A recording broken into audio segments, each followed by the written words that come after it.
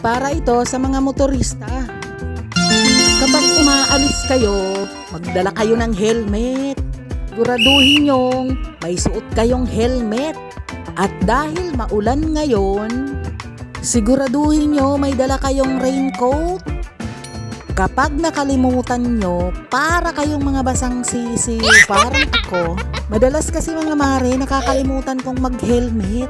Kaya naman, kapag may checkpoint, ayon, urong-sulong ang takbo. At pilit magdadahilan kapag nahuli.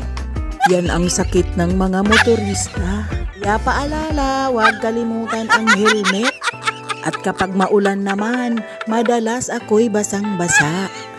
Kasi madalas din nakakalimutan ang kapote.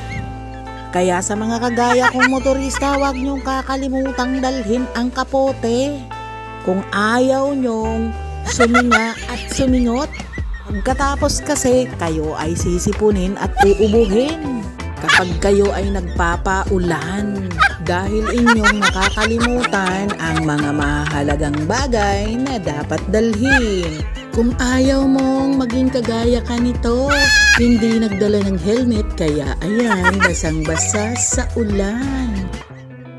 O ayan na ang kwento ko ngayong umaga mga mare. Ayan, kaya naman huwag niyong kalimutang sundan at i-follow nyo ang mga video ko pagkat ako'y marami pang ikikwento.